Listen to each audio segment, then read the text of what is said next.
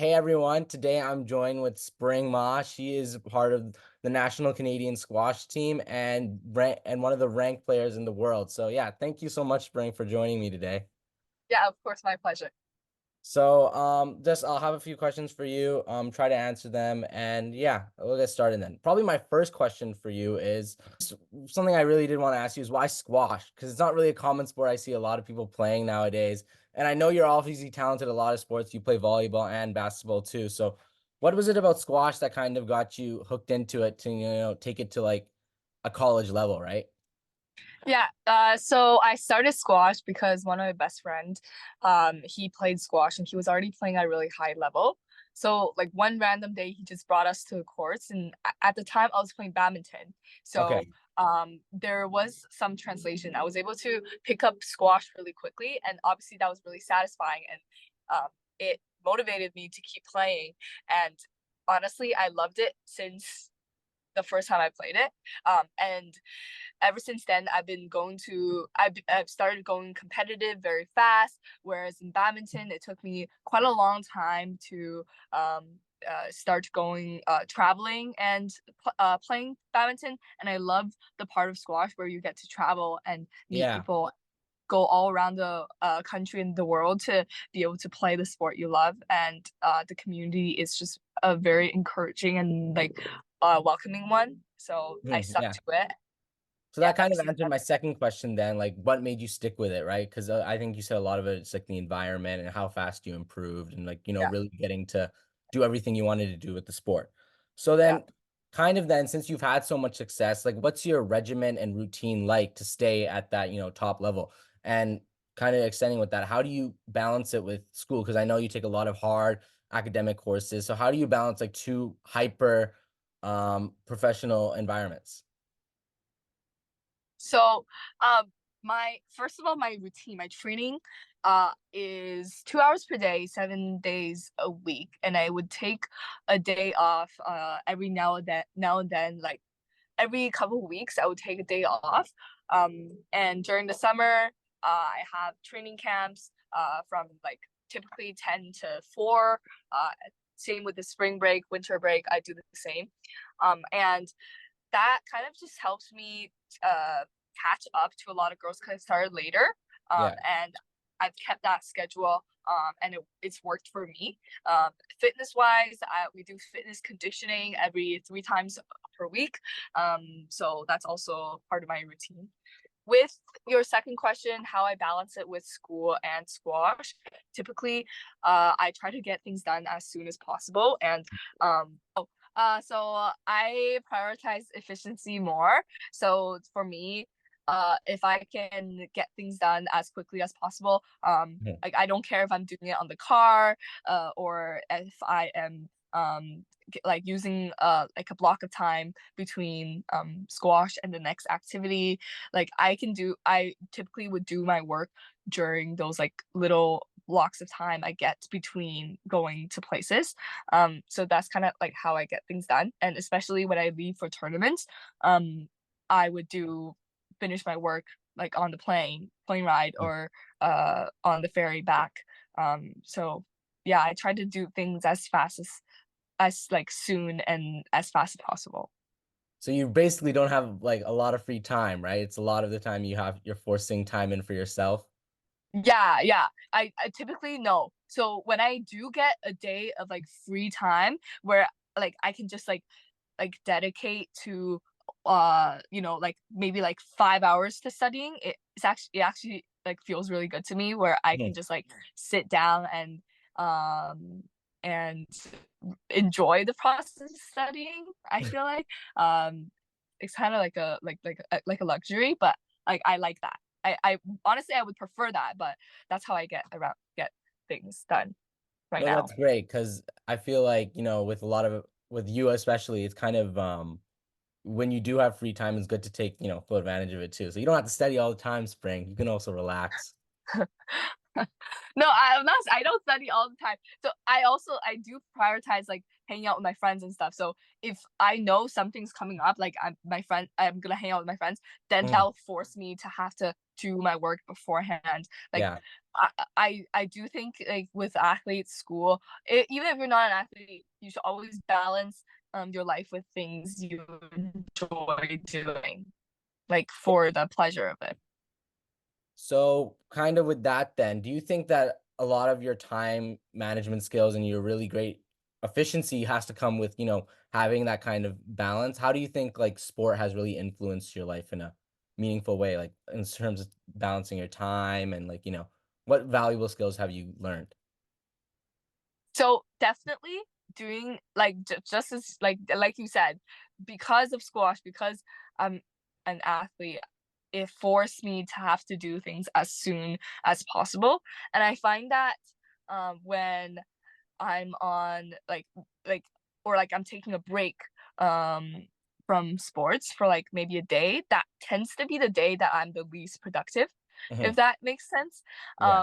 So that's like that's what works for me, like being on a time crunch and um doing things as fast as soon as possible. And what tends to happen is if I leave things till the end, it becomes harder and harder to do those things. Yeah. Playing a sport allowed me to recognize that what kind of schedule works for me, and for me, it is doing things right away. So yeah, so you're basically forced to it's really forced you to gain those skills. That's really, I'm kind of envious though. I'm not really productive. But so then moving on kind of, like obviously, in terms of like, gaining valuable skills and kind of like being really successful, squash has been like a great decision for you, right? But can you talk a little bit, about your highest high in the sport and your lowest low? Like a little bit about, your greatest accomplishment and also where you felt like lowest kind of. This is interesting because I was working on my capstone last week, and part of my capstone topic was actually about um having my lowest low in my Mhm. sport. And basically my grade 11 season, so the 2022 to 2023 season was the best season of squash I've ever had. Mm. I won three like national level titles, and I went to US Junior Open and British Junior Open. I both did like incredibly well in those two international tournaments. And but most of like the most important thing of all is I was lucky to have stayed healthy throughout the entire season, meaning I wasn't injured, I wasn't Yeah. out. So that season entirely felt like a high to me. It was the best season of squash I've ever had, like throughout all my years of playing. So then it leads into summer where we played world junior championships. And to qualify for worlds, you had to do well in the national circuit tournaments that you played throughout the year, and I did do well in them, so I made worlds, I qualified, and it was a big accomplishment for me. So I started the summer to settle down and train really hard for it. But what happened was a week before my flight to leave to Melbourne, Australia, I sprained my ankle. Oh, It wow. was honestly one of the hardest times I've ever had in my like life, because like I sprained my ankle, and like when you sprain your ankle, you would know if it's like done or if you could keep going, and it felt done. Like I started bawling my eyes out, and it was really hard, not because it like hurts in the moment or anything, but because I also by the way, I talked about this in my capstone too. So Mhm. I don't want it to sound repetitive, but that's actually my experience getting injured as an athlete. And I feel like it's a universal experience as athletes. Um, so in I like started crying like really hard, but not because it hurts, but because like I knew all like the hard work I've done this season that leads up to the one most important tournament, World Juniors. Like I was done. I wasn't gonna do my best. I wasn't gonna be my 100%. Um, and it was an experience where I learned from, and I was able to still go to World Juniors. Obviously, not feeling my 100%, but um, I worked through it, and it was okay. We're okay at the end, but that's what You gave it happened. your all, yeah. It's Yeah. probably a really valuable lesson. Did you learn anything in terms of, fitness and, like, taking care of yourself from that experience? Like, do you think you were doing anything wrong, or was it kind of like a freak accident sort of thing?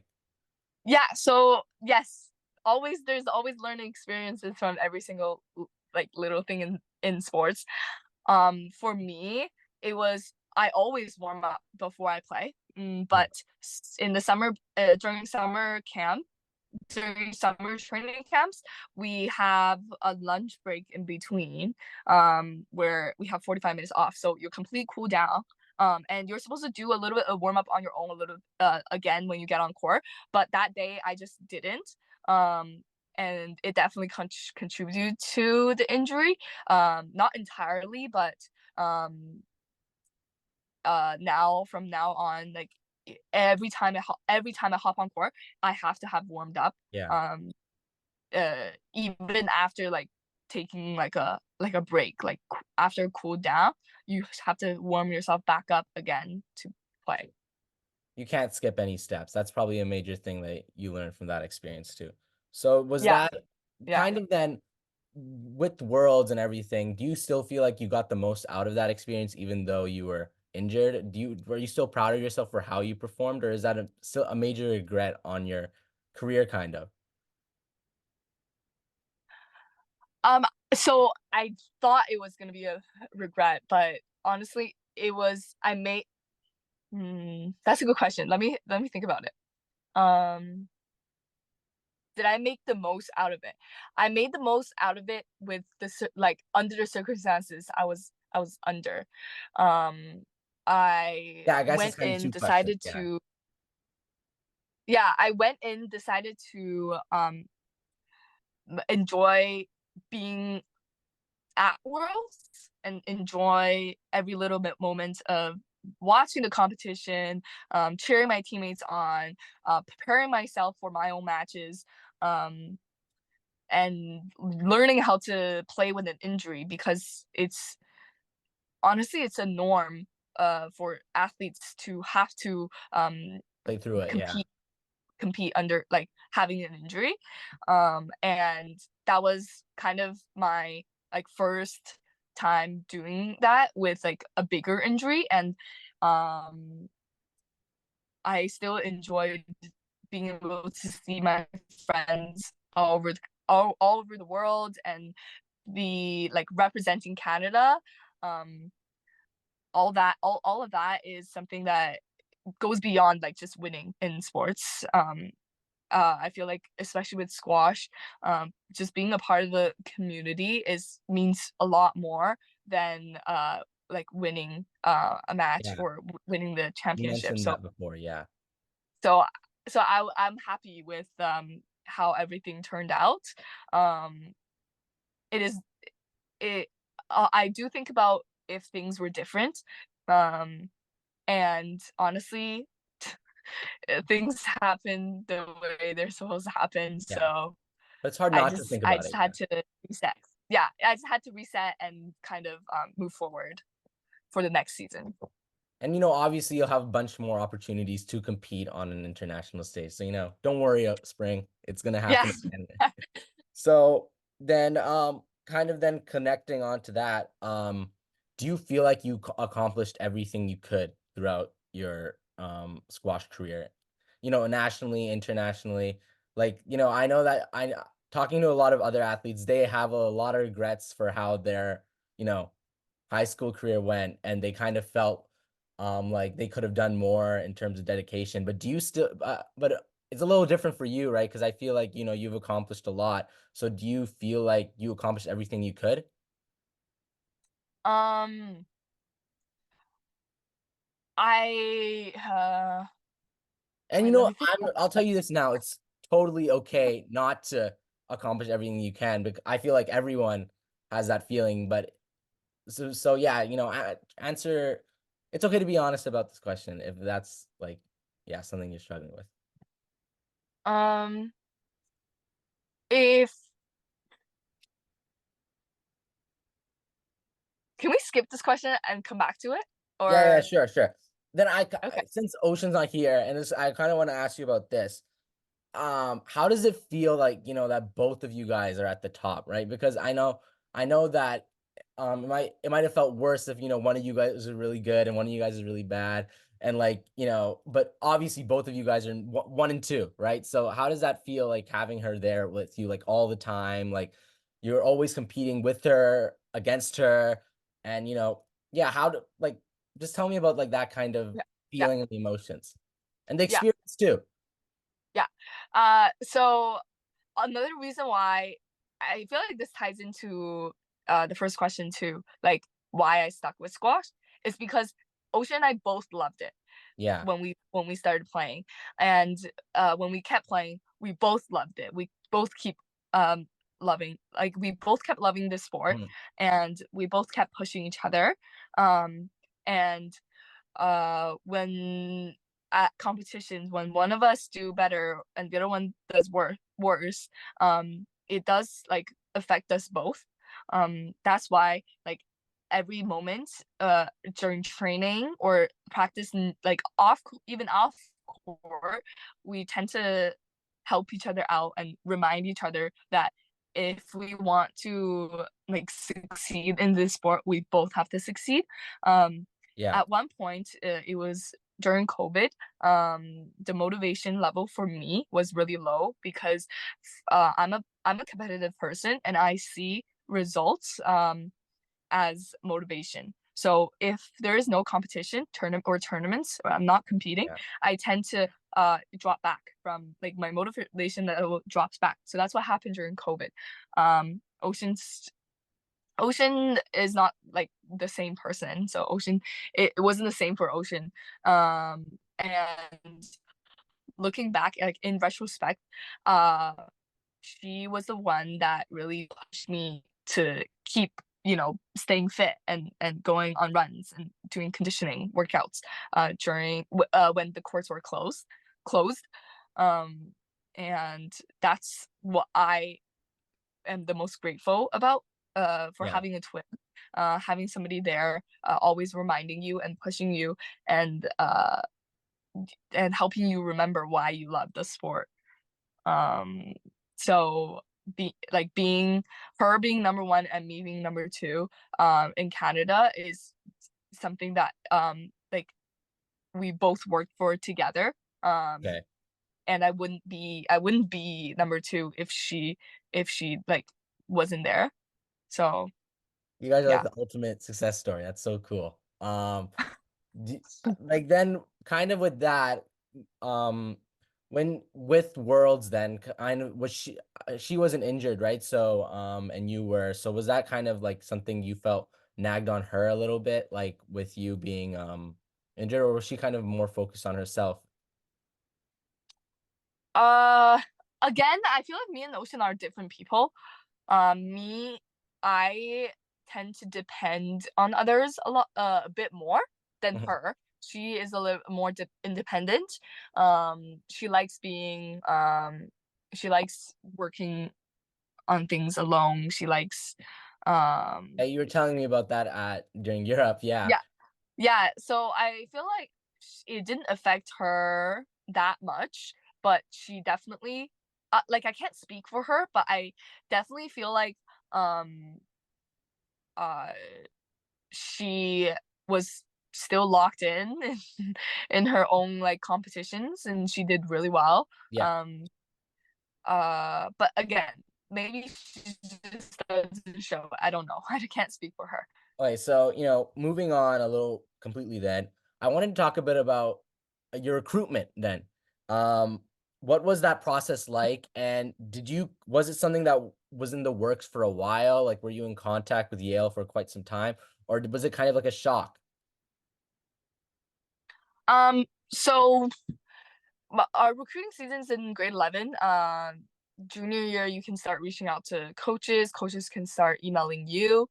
And at that time, when Ocean and I both started our recruiting season, we both reached out to the schools that we wanted to go to, and that includes some of the Ivy Leagues in Stanford. Um, and I remember being in contact with the coach at Yale. Her name, no, not her name. I'm not gonna say her name. Um, Being in contact with the coach at Yale in October. And we started speaking for a month ish, and that time I was still like exploring other schools. So you go on visits. Mm. It was actually very like thinking back, it was a very busy time because I was flying out a lot to go on school visits. Um, and on these school visits, you just tour the campus, you go to classes, you listen in classes, you meet the team, you train with the team, and you just kind of see, feel out um, how you would fit, how you fit into the team environment in the school. Yeah. And when Ocean committed to her school, I think it was about 3 weeks ish afterwards. I committed in November to Yale, and like wait, it was a long time ago. Let me think. Um, Yeah, like over a and year. then when went on the visit, yeah, it was yeah. When went on the visit to Yale, I was um I love the campus. The team was really nice, and everything kind of just flowed and flowed into place. So yeah, I'm happy with how everything turned out. So yeah, you were it's not you it was really in process for a while then because you Yeah, kind of made and you made a lot of effort to reach out, right? Was it a yeah, hard decision for you then? Because I know a lot of athletes do have that decision, like where do I go? There's a lot to go yeah, in. yeah. But was Yale, do you think Yale was always like, your like It school? mm, it was a hard decision. It was Yeah. definitely a hard decision. I was the schools that offered me were Stanford, Penn, and Yale. And I really thought I was going to Stanford because, I love Vancouver. I love the West because of the weather. I love the Yeah. West Coast. Um, but Ocean after Ocean, it was a like a long time. I think over 3 to 4 weeks decision for me. Like all the schools offered me, and I was looking at my options. And I really thought I was going to stay on the West Coast until Harvard offered Ocean, and Ocean committed right away, and she's on the East Coast, so I just felt like I couldn't leave her.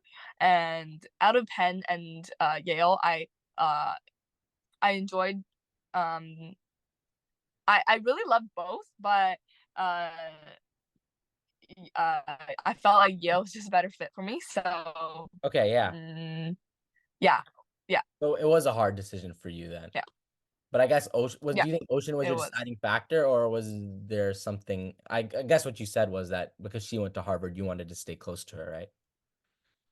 Yeah. Yeah, I guess she was kind of one of the deciding factors. Um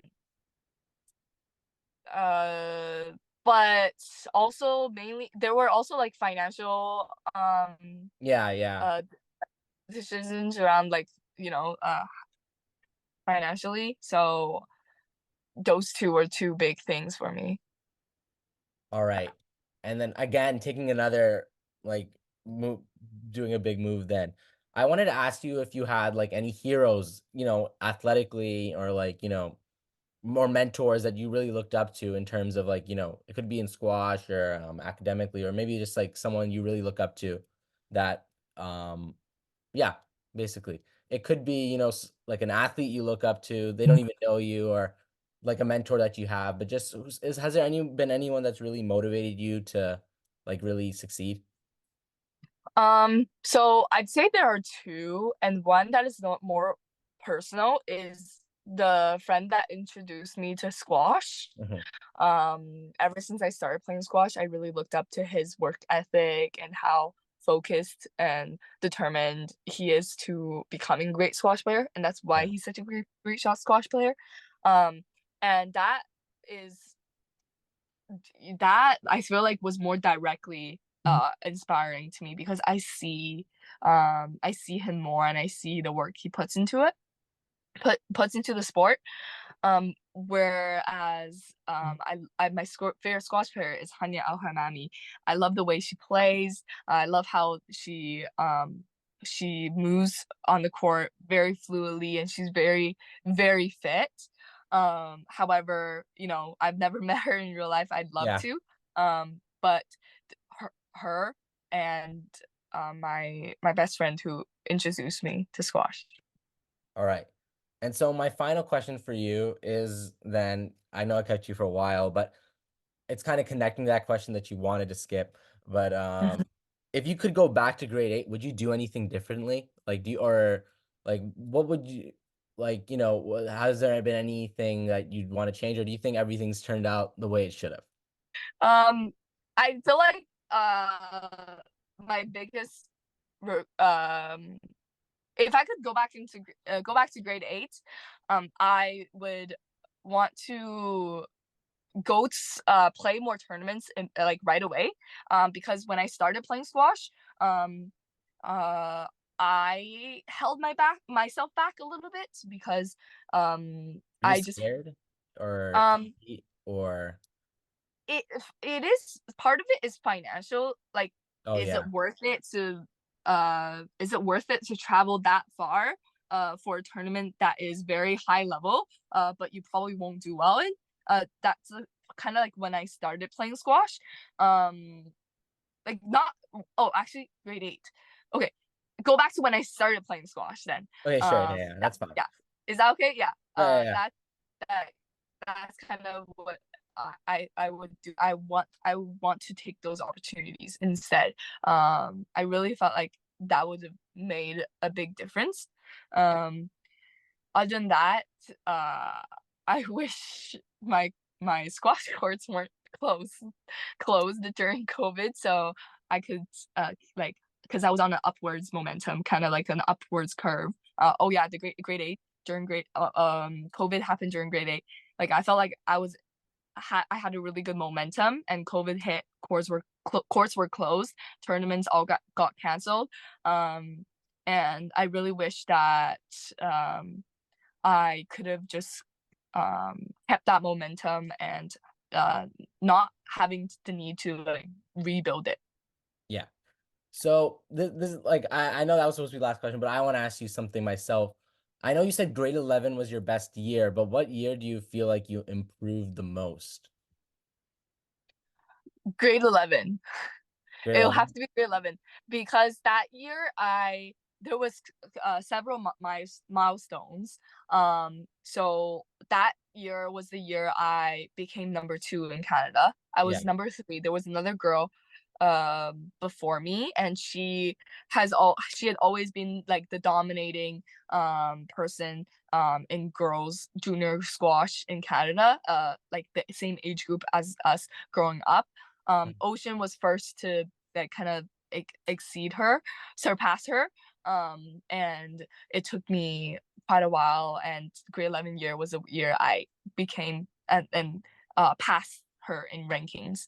Mhm. Um, so that was a big milestone. Okay. Yeah, that's it. That's it then, Spring. Thank you so much. It went a little bit longer than I thought it would, but I really had a fun It's okay, conversation it's with fun. you. It's Yeah, okay. yeah. I enjoy talking Yeah. to you. Yeah. Thank you so Yeah. much. Yeah. Good luck on your caps.